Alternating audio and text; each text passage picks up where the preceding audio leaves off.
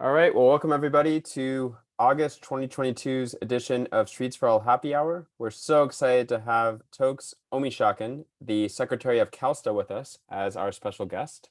Before we get to our conversation with the Secretary, we're going to give you an update on our efforts at the state level, a very exciting update with Healthy Streets LA, talk about Venice Boulevard, the 6th Street Viaduct, a few wins of the month, and we'll get to our conversation with the Secretary. Our icebreaker, Mr. Secretary, you're welcome to answer this too if you'd like, is if you could propose one groundbreaking transportation policy change to the governor, what would it be?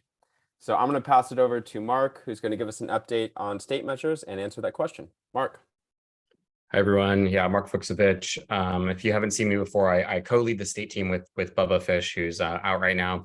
To answer the icebreaker question at the beginning, I think it would say basically be aligning our transportation policies with climate change policies and making sure that they're complementary. And I think that'd be my answer to the governor. Next slide, please. So yeah, I'm talking about state measures and our state bills. We have 15 bills that made it to the second House Policy Committee. So about 5 of them died and 15 of them are still through. And if you go to the next slide, you can see that all 5 bills that we are actually sponsoring in the state legislature are still alive. So these are bills that are planning for bikes and pedestrians and safety infrastructure on a city level. We have a tax rebate for less cars in a household. We're going to be codifying LPIs, leading pedestrian intervals within Caltrans right-of-ways. Let's see what else. We have our sound camera study and our vehicular noise certification. So we have all of these other 10 bills that we're supporting. But these are the 5 bills that we're sponsoring, and we're super excited. Tomorrow is a really big day. If you go to the next slide, you can see all of these bills and follow up on all of these bills and learn more details about them on our streetsforall.org/state page, where you can see some of the cool graphics that we have and more details about the bills themselves. Thank you. So tomorrow is a really big day. So basically, it's the day in the legislature that all the bills have to go through the second House Fiscal Committee. Technically, the 12th is the deadline, but the actual hearing is tomorrow for most of the Senate bills, at least. And that's a really big day. So we'll see what survives and what dies. And then from there, we'll go to a full vote on the floor. There might be some reconciliation. And then that happens by the end of the August. And then by September 30th, all of our bills need to get to the governor's desk, and then he needs to sign by September 30th for any of our bills to turn into law. Next slide. I'm going to pass it to Michael Schneider to talk about Healthy Streets Los Angeles. Thank you, Mark. So Healthy Streets LA, just as a reminder, would mandate the city automatically implement its own mobility plan whenever streets are repaved. We've been working on this for over a year. We are officially certified by the city clerk. We turned in over 100,000 signatures, and Monday we got our certification, and yesterday our council file was created, and City Council now has 20 days to either vote to adopt us as law or vote to send us to the ballot. There is a parallel effort at City Council led by Council President Nuri Martinez. It's based on Healthy Streets LA. We're very supportive of this effort. However, the key difference is that if City Council passes its own version, it could be watered down or overturned at any time in the future with 8 votes. Whereas if they adopted our version, it cannot be changed at all without going back to the voters and doing another ballot measure.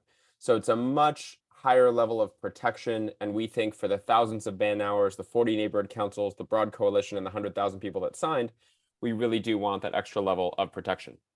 So we support City Council's version, but we want our ordinance to be the foundation of it.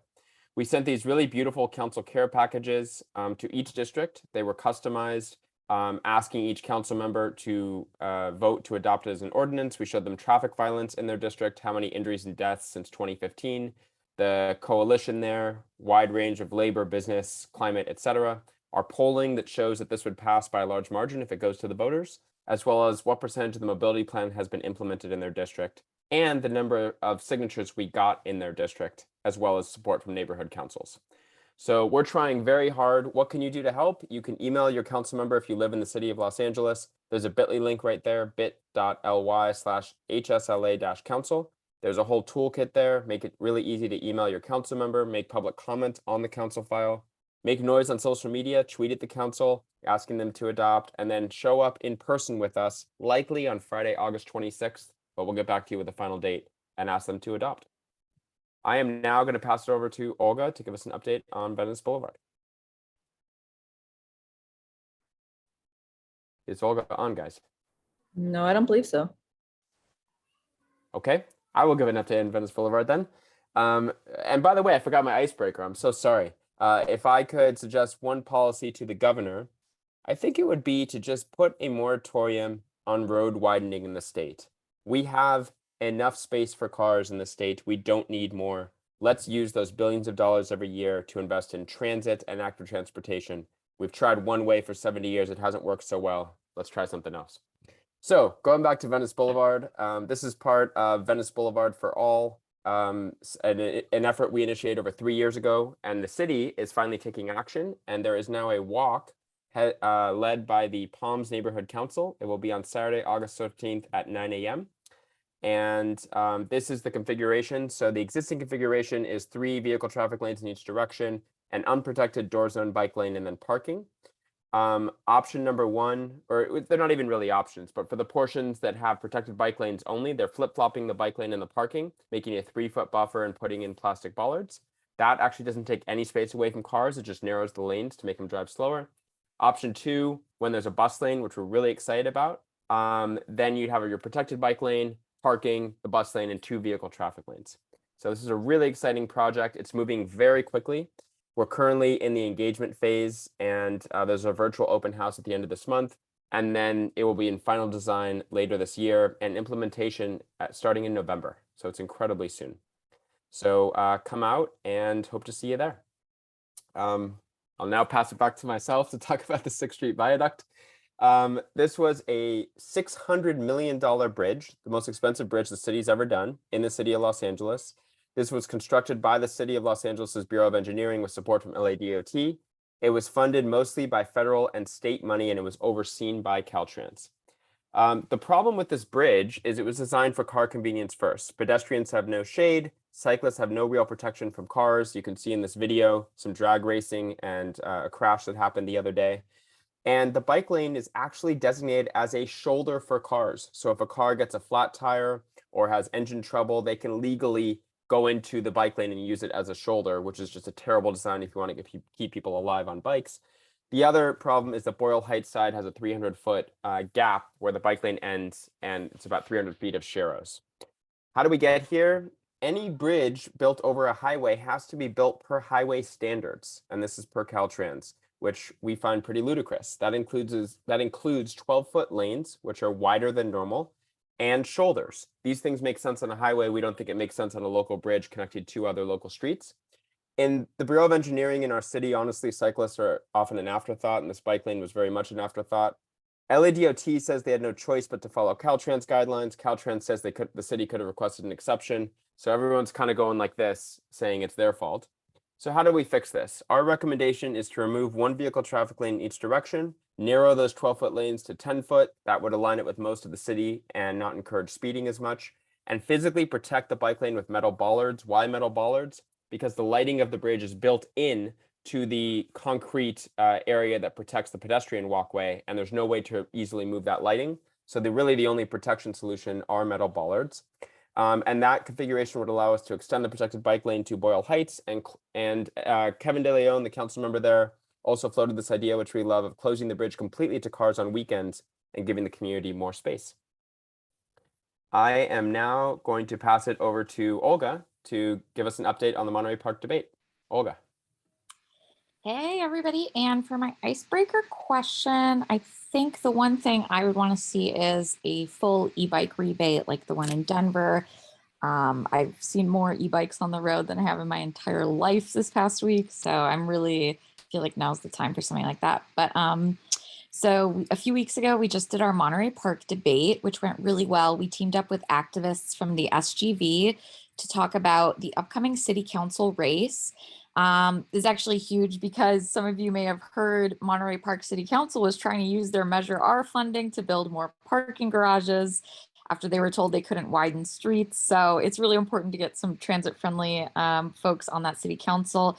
We spoke to 2 candidates, Thomas Wong and Jose Sanchez, who were amazing. We're really excited to issue a few more recommendations in small city races and maybe even host a couple more small city debates. We're working on Alhambra potentially right now. And yeah, we'll have a little bit more election news coming soon as we finalize some of our endorsements in the races we didn't address before. Oh, I'll hand it over to Josh. Hey, Josh. Thanks, Olga. For my icebreaker, I think I'd propose a substantial improvement to regional rail and freight, double tracking, electrification in Southern California specifically. We're often fighting over pretty limited space. So the 6th Street Bridge recently got protected bike lanes, which is super exciting. This is a critical connection between downtown Los Angeles and the LA River bike path, and also a really critical connection between downtown LA and Lincoln Heights. This was originally proposed as part of widening the bridge, which was a construction project that got funding from the feds. The package included planned protected bike lanes, and then right as it was about to be opened, Gil Cedillo killed it. The threat of a lawsuit from citizens made the city re-implement the protected bike lanes, which is super exciting. And now we have a safe connection over the LA River. I'm going to pass it to Adrian to talk about legalizing sidewalk riding. Thank you, Josh. My icebreaker, I would propose to the governor to kill any freeway widenings going forward. We know that it doesn't work, and we should be putting that funding towards other projects instead. So I'm going to share with you a win of the month where it's now almost legal to bike on the sidewalk in Los Angeles County. This past week, the Board of Supervisors voted to support moving towards legalizing biking on sidewalks in LA County. And Hilda Solis, thank you for your leadership on this. She was the one who made that motion. It's already legal in the city of Los Angeles to bike on the sidewalks, but not in LA County. This is a big win for equity, and I'm going to explain why. Next slide, please. Last November, the LA Times came out with an article that had some pretty harrowing statistics in there that kind of confirmed what we already knew. LA Sheriff's Department is racist. They use the law making it illegal to ride on the sidewalks as an excuse to pull people over, and disproportionately Black and brown folks, with Latinos hit the hardest. And police searched 85% of riders that they pull over, but only find illegal items in 8% of these searches. So this is pretty awful that the Sheriff's Department is using this law in order to target people and use it as an excuse to search them. Obviously, we're seeing that these searches don't work. So we consider this a win that hopefully the Sheriff's Department won't be able to use this law anymore to attack Black and brown people in LA County. Thanks so much, guys. Quick reminder on our socials at Streets for All on all major platforms. You can subscribe to our email at streetsforall.org/get-involved. And we have a great merch store, and every purchase is a contribution that helps further the cause. So excited to have the secretary on. Toks Omishakin was appointed the secretary of the California State Transportation Agency by Governor Gavin Newsom and sworn in February 2022. He previously served as director of the California Department of Transportation, or Caltrans, since 2019, where he managed a $15 billion budget, nearly 22,000 employees who oversee 50,000 lane miles of highway, maintain approximately 20,000 bridges, provide permitting of more than 400 public use airports, fund 3 of Amtrak's busiest intercity rail services, and provide transit support to more than 200 local and regional transit agencies. The Secretary's vision for California features a safe, equitable, sustainable, and multimodal transportation system that builds on strong local partnerships. As Caltrans director in 2020, he finalized a new strategic plan with a focus on Caltrans' foundational principles of equity, climate action, and safety. He also encouraged a Caltrans culture of innovation and intelligent risk-taking, as transformative innovation will be needed to achieve zero traffic-related deaths and reduce greenhouse gas emissions by 40% by 2030. That sounds great. Secretary, welcome. I am going to thank you so much for being here, and I'm going to turn it over to Olga for our first question. Thank you so much for being here. I'm going to start off with zooming out and taking a holistic view of where CalSTA is at. I think 40 years ago, if you asked CalSTA's predecessor agency what their mission was, much of it would have been about moving cars through the state as quickly and efficiently as possible. But in the last few years, largely under your leadership at Caltrans, the state has started to make major changes, and where we are at in terms of our evolution of thinking, how much longer until we get to the promised land of making smart multimodal decisions across our entire state government instead of prioritizing car throughput. So Olga, I'm not sure I completely got the question, but if you could just one more time, you said how much longer? Is that what you said? It was the last part? Yeah, just where are we at in terms of shifting from the way we prioritize cars to much more multimodal methods of transportation? Sure thing. Before I answer, I just want to thank everybody that's on for the time. Michael, thank you as well for the invitation. You guys, I think Michael, at some point when I was Caltrans director, I may have met with you maybe once or twice, and you were pushing some pretty good things in LA, in the LA region, and have had some success with that. So kudos to you, and kudos to the entire team as well. At Streets for All, really appreciate the invitation, the invite to the state. Olga, thanks for the question. I would say, if I were to try to, put us on a scale, if you will, of where we are, I would, and this is hard, on a scale of a 1 to 10. I try not to do this often, but if I were to put us on a scale, I would say we're a little bit above average. I would say we're a 6 or something, but headed very much in the right direction. And I'm a pretty tough grader at this. I would say we're way ahead of any other state in the country by a long margin. And I do a lot of national work through ASTO and other organizations, and I've helped multiple states with their efforts to advance their transportation system. And so we're light years ahead of where anybody else is.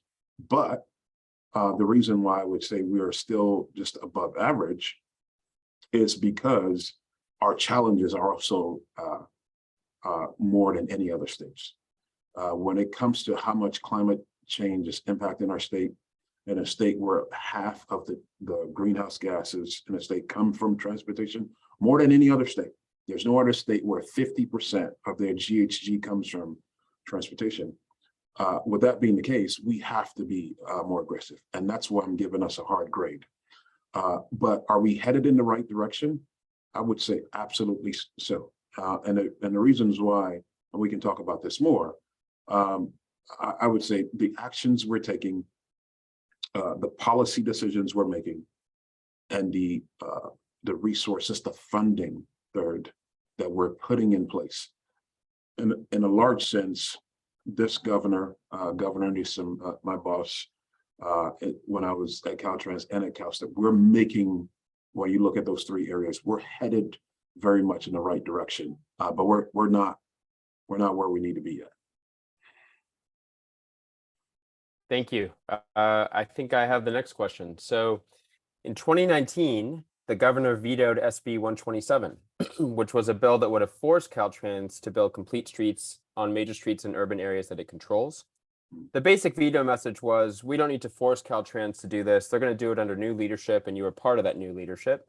And under your leadership, you instituted Caltrans's first complete streets policy and started to turn the ship towards a more multimodal future. However, a major frustration of advocates like us is that Caltrans didn't apply this policy retroactive in any way to projects that had already been designed but not yet under construction. And given that Caltrans projects can take 5 to 10 years to get into the ground, this seems like a missed opportunity. There's also been resistance we've experienced from mid-level staff that have been designing car convenience for decades and just want to continue to do so. So how do you think we can retroactively apply the Complete Streets policy and actually change projects that are ready on paper but have not yet broken ground, so we don't have to wait another decade, another 5 to 10 years to see real change on the ground? And how do you think we get over staff resistance that have been told one thing for 30 years and all of a sudden have been told something else? Wow, that's a really good question, and multi-layered as well. So for the first part about not the question about staff, but the first part about how do you possibly retrofit the pipeline, if you will. I think we can, and I think we are, but there's a little bit of a nuance when it comes to what the pipeline actually is. And it depends on how far along a project is. If a project is still in its design phase, and we're still working on environmental or planning or something like that, or even possibly even right away, we should be looking at those projects to see what is the actual best fit and design that help us meet our ultimate goals for the state. And those goals around climate change and equity and safety, et cetera. We should be doing that.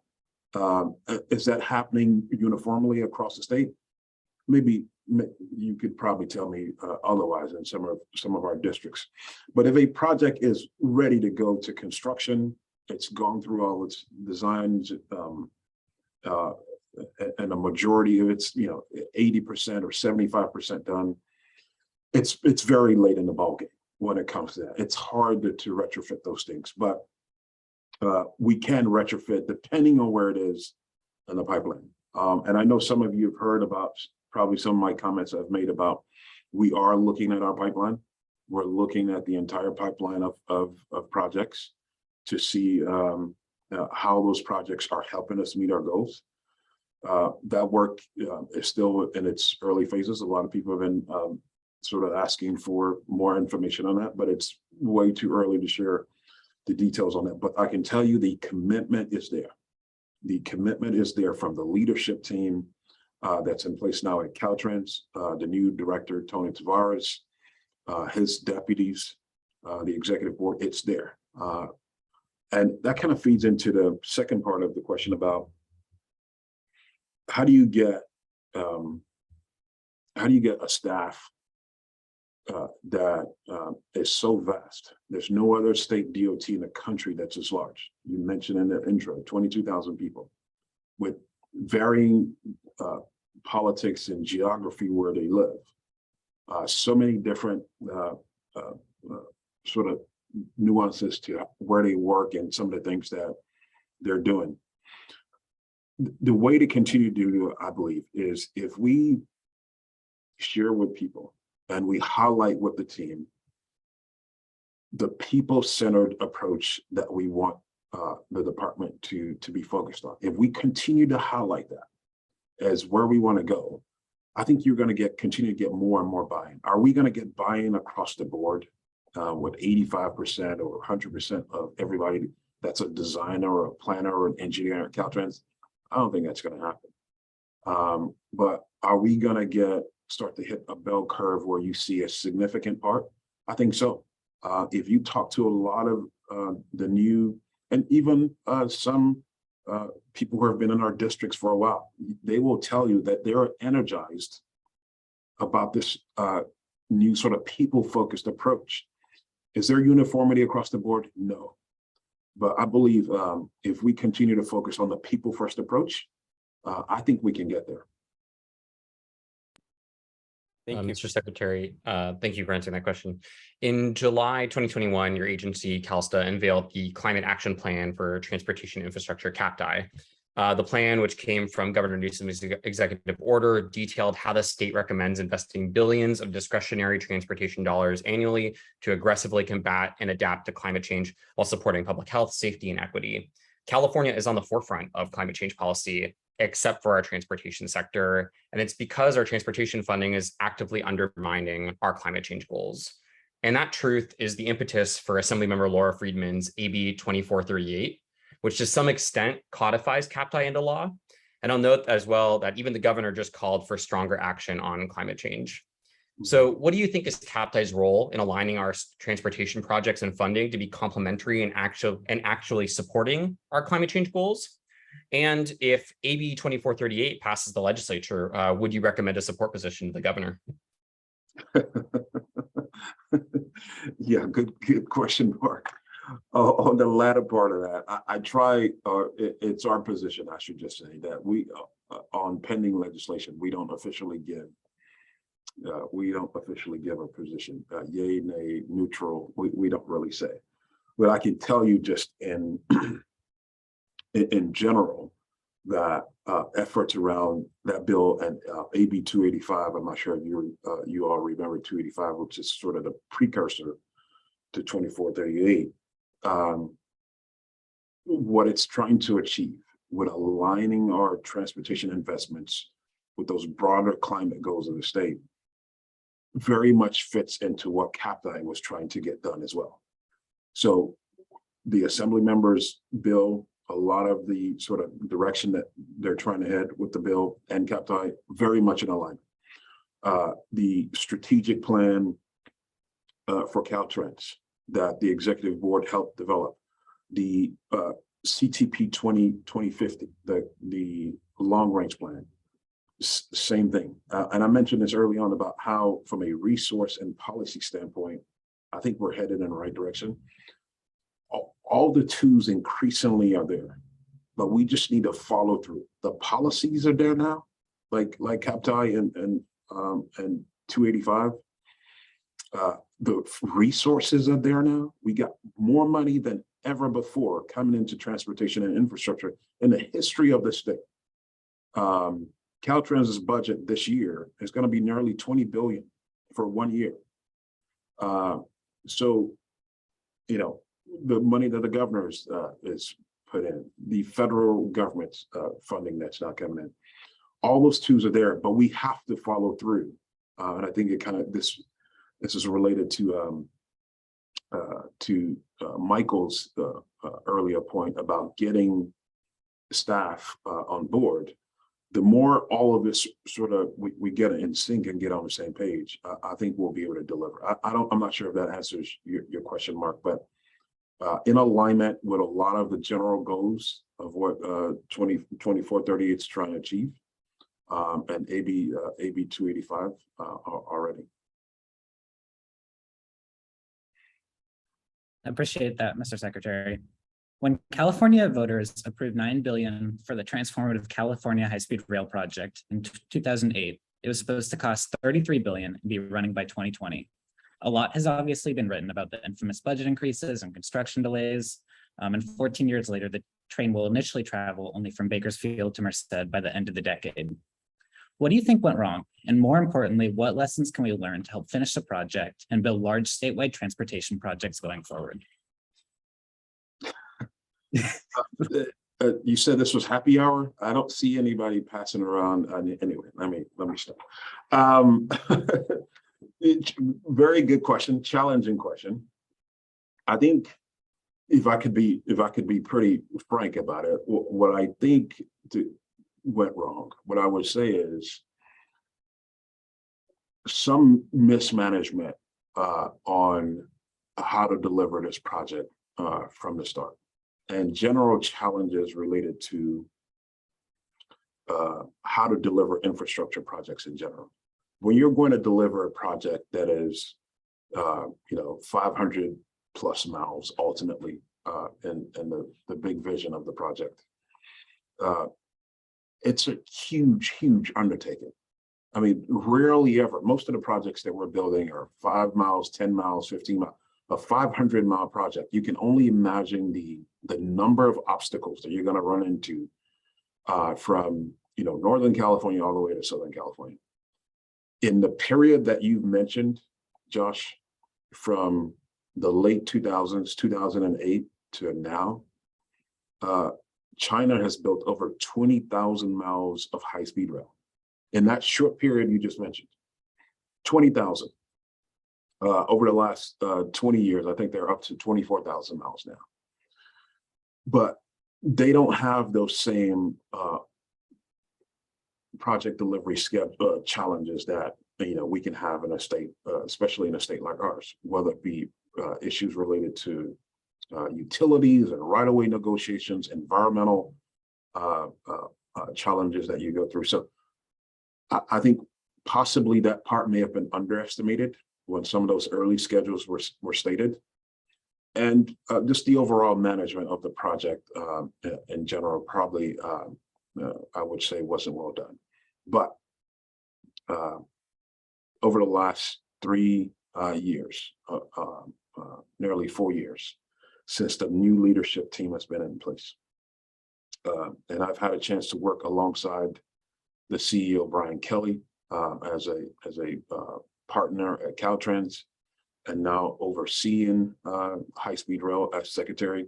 I can tell you that the right team is in place, and things are headed in the right direction, no doubt. And the legislature's passage and the governor's support of the $4.2 billion on Prop 1A funds is going to make a tremendous difference for this Merced to Bakersfield piece. I was just in Bakersfield yesterday, meeting with the mayor, and we talked extensively about the project and things that they're hoping for. We're headed in the right direction. The timetable is daunting. The fact that it's going to take another seven years before people are writing it, but a very, very much needed project. And by the way, for those who are saying, look, you don't need to continue to invest in rail, it's a dated piece of infrastructure or approach.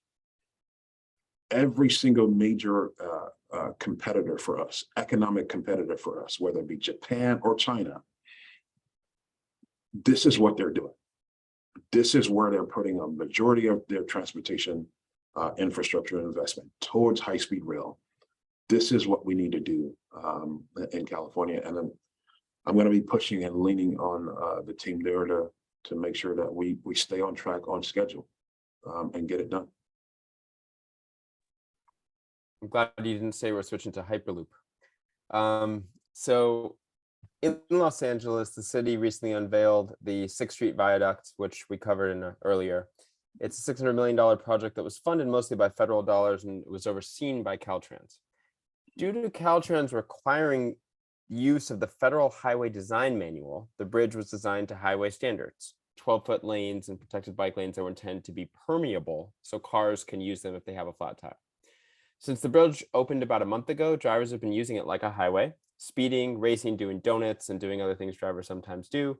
Meanwhile, there's zero shade for pedestrians, and most people on bikes that use the concrete protected sidewalk as the bike lanes, since the bike lanes aren't safe. The city says that Caltrans guidelines tied their hand in making changes to the bridge to make it more multimodal. I'm just curious from your perspective, it seems like we're all sort of blindly following this highway design manual from the federal government that probably was mostly written in the 50s, I'm guessing. And I guess my question is, what do you think the opportunity is to learn from this experience? And given California's such a major player in the state, and given that we have such a supportive Secretary of Transportation at the federal level, do you see an opportunity for reform so this highway design manual actually can build good projects, or that we don't even follow it in city projects? I think that might even be a better option, but curious to get your thoughts on that. Yeah, Michael, this very good question. I think it goes back to your earlier question, to be honest with you, about how to get our teams, whether it be they be in city government or they be in state government, how to get them to understand better how to apply these guidance documents and these manuals. Sometimes we treat them as if they're law, when they're guidance documents and they're manuals. They're not restricted law. And I say that because within these manuals and these guidelines, these guidance documents, there's built-in flexibility that we often don't apply. And that's where the challenge really lies. when I was in Bakersfield yesterday, one of the questions I was asked, I'm not going to say who was asking me this question, but somebody from leadership in the city said, when are you going to move away from requiring this on this very same topic you're saying? The question was, when are you going to move away from requiring 12-foot lanes on all new projects, on all highway projects? And I said, requiring. Before I left Caltrans, Sunday, I signed with a lot of work with the team, a new complete streets policy guidance that has a lot of language in there about flexibility. The current HDM, if you just do a search for Caltrans HDM, Highway Design Manual, if you look through it, you will see on there that there are multiple dates beside it. If you just do a Google search and you open the document, multiple dates beside it on the webpage of where there have been updates. This particular issue has been updated, and it's not a requirement. We're not required to do 12-foot lanes. Applying it across the board is something that, again, takes time for it to work its way throughout the entire, 12 districts, 20,000 plus people, fewer than that who are actually working on these issues, fewer thousand, but it takes time. But the more people like you all listening, cities, NGOs, the more you understand the flexibility yourself, the more you can honestly push back on us and say, no, you said there was flexibility here. Why is that not being applied? I wasn't around, obviously, when the 6th Street Viaduct was being designed, but and I don't want to get into detail about, how to retrofit it and things like that, but we need to take another look at it. I heard just a little bit about it, but I hadn't seen the videos that you shared here. Director Tavares and the team in District 7, I know some of them are probably possibly listening in. We need to work with the city to take another look at what's out there, because some of the footage I just saw for a facility that just opened, I'm not sure that's what we want to necessarily be encouraging. So we should take another look at that. But flexibility, keyword, flexibility is built into our highway design manual. It's built into the AASHTO Green Book, which is the quote unquote Bible for highway design. It's in there. Applying it across the board is the challenge for us in our industry, and we just need to make sure you guys hold us hold our feet to the fire. That. Yeah, I think just to put a fine point in that, I think a lot of times staff do view that as the gospel, and that it's not flexible, even if it might technically be. So yeah, I think we both have work to do there. Adrian, over to you. Thanks. Your office oversees the new motor vehicle board. Over the last 70 years, the size of cars, and especially SUVs, has increased dramatically. The newest Ford F-150, for example, is larger than a Sherman tank, one of the most popular tanks the US used in World War II. While car companies can legitimately say that their cars are safer for those inside the car, these street legal tanks have been deadly for pedestrians and cyclists. California has been able to set its own emission standards for decades, which has pushed the country forward in terms of emission standards nationwide. Could we do the same thing with SUV and truck standards and regulate the maximum hood size and height of vehicles legal in California? Could we also regulate speed with speed governors like the EU is starting to do on all new car sales? Yeah, let me just start off by on this particular topic by saying our Caltrans team, our Office of Traffic Safety, OTS, CHP, myself, we're gonna increasingly focus on the issue of safety over the next several months and years. This particular topic is of very high concern for me, and I want us to continue to do all we can to make sure the system is safer, the infrastructure itself, that we continue to do everything we can do to make sure it's safer, that people are making better decisions as users of the system. But the other piece is what you just mentioned, which is the tools that we're using, whether it be micro mobility, whether it be a car, a truck, whatever it is. how those are also safer. But before I continue on that, I think it's important that I mention the fact that just this week, we lost another Caltrans employee. His name was Ali Shabazz. Ali was a civil engineer who worked in District 6. He was on his way to a job site on I-5 when he got hit by someone who ran, according to preliminary reports, ran a stop sign. Just less than 6 weeks ago, we lost a District 4 employee, Quanda McGadney, as well, on a roadside where she was doing some work. She was part of the maintenance team in District 4, and she was hit by a runaway driver. So we've lost 2 employees in the CalSTA family, and our prayers and our thoughts go out to the families that have been affected by these tragic, very tragic losses just over the last few weeks. But to your question, Adrian, the NHTSA bears their ultimate responsibility when it comes to engaging OEMs on the design of their vehicles. And I think you're spot on with the question and the fact that the design of the vehicles and the speed at which they go are some of the most harmful parts of what's causing serious injuries and fatalities on our system.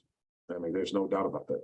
You see picture after picture of people in vehicles that are so, I mean, the way they're designed, they're so elevated that it's challenging to see vulnerable users on the system. I mean, there's no doubt about that.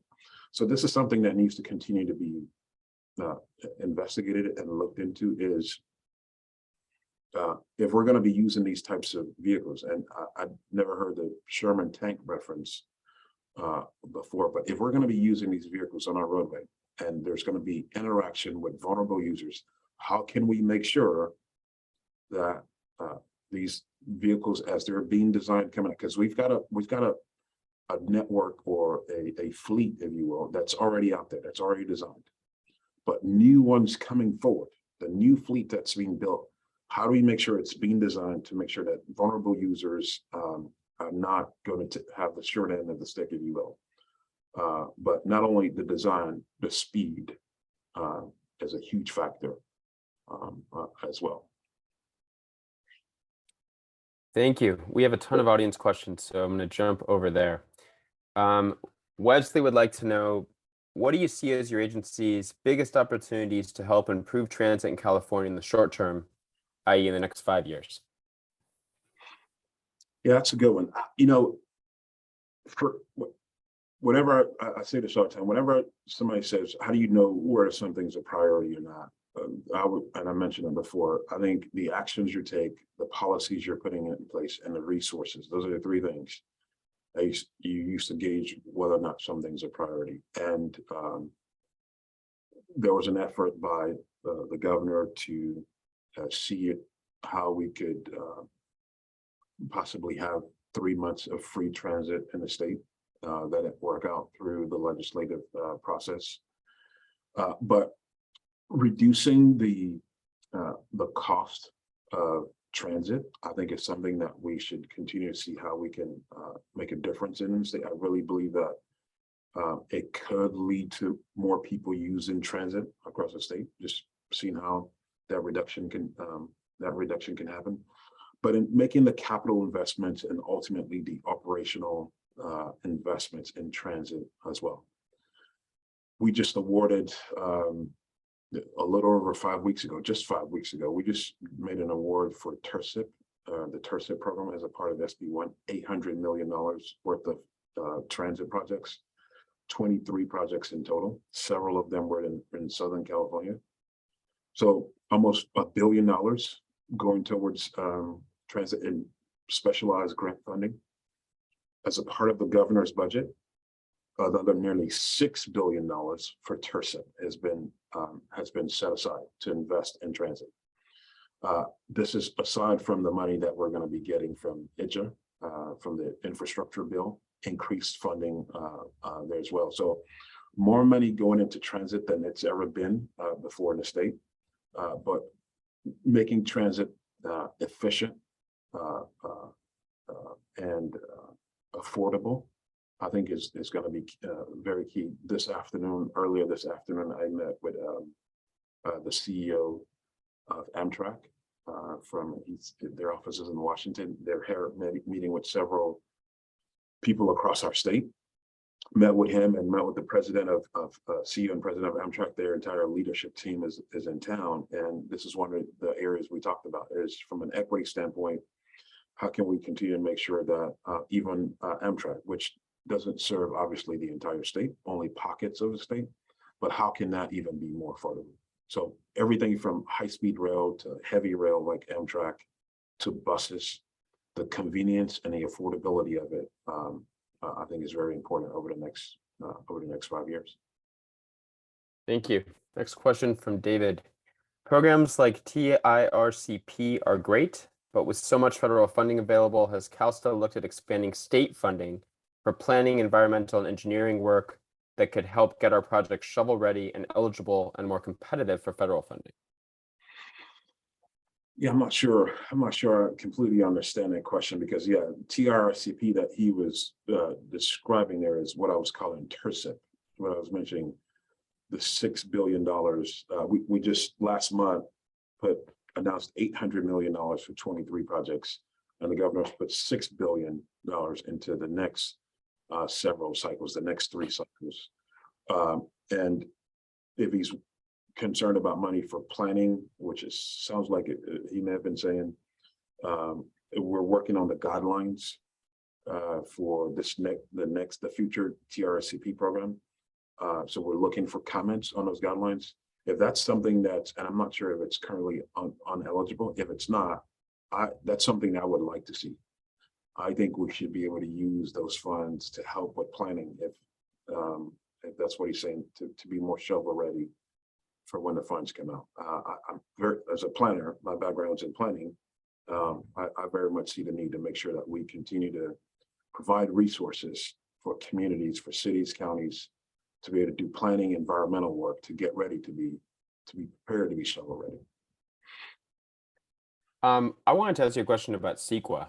CEQA, I think, has been really important in protecting our environment, but at this stage in CEQA's evolution, it seems like it is also bogging down projects that clearly have just a positive environmental impact, like rail. Do you have any opinion on if CEQA needs to be looked at and possibly revised? Yeah, I'm not going to give you the answer that you're probably looking for on that particular one, but I mentioned to your earlier question about high-speed rail, and 13 years after, or 14 years after Prop 1A was passed, that we're still sort of where we are, and people are not riding the system yet. And I mentioned the project delivery process and some of the challenges that you run into when you're delivering a 500-mile project. Well, there's no state in the country that has a state environmental law as stringent as California's. The state I left to come here, there's a state law, but there's a state environmental law, but it's nowhere near as stringent as CEQA is. So I can see where people would say, yeah, they can be a little bit of an obstacle sometimes. But well, I should say, we should have a lot of consideration for projects that are going to help the environment. So if it's a active transportation project, or recent bills have passed for transit projects to streamline the environmental review process for transit projects, to move those projects faster, we should be looking at more things like that for transportation projects that we know are going to have a net benefit for the environment if we are able to get them done.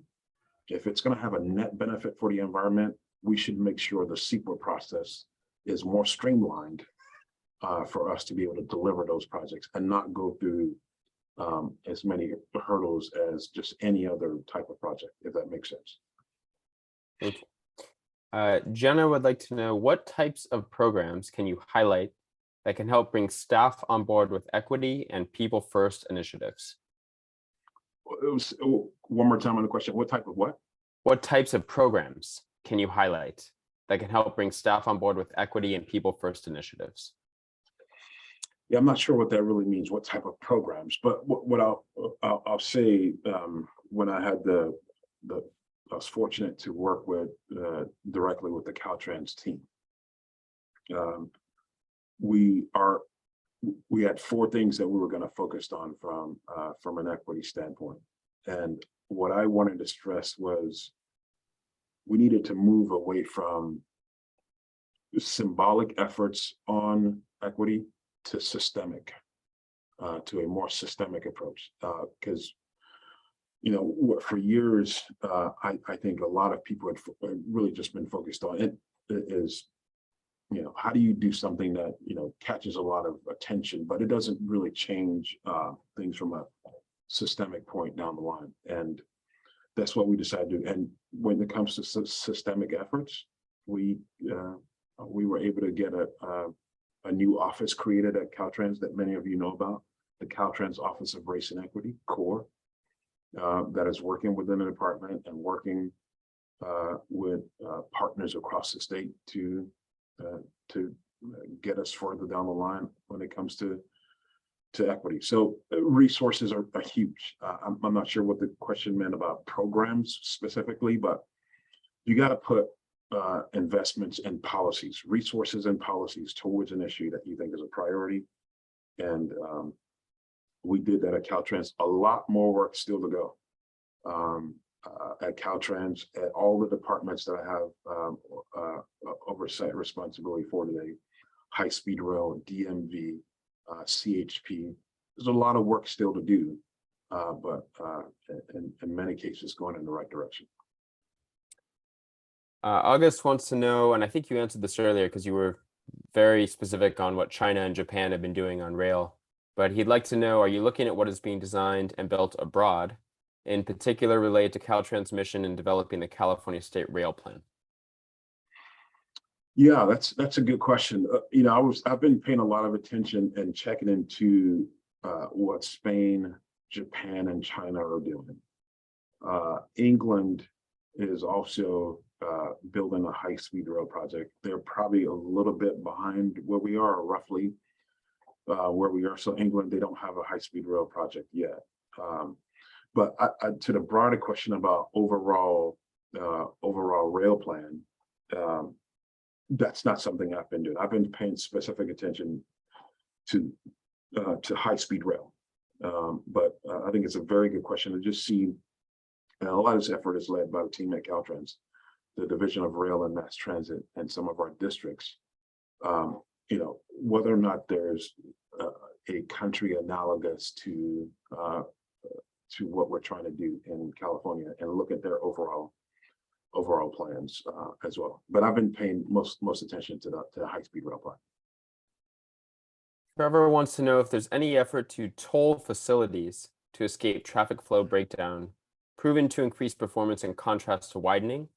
While tolling is restricted, FHWA does grant waivers, and if spent within the corridor, that are not necessary and can be expanded to supplement some supplementary facilities. So I think the question is, why don't we have more toll roads in California?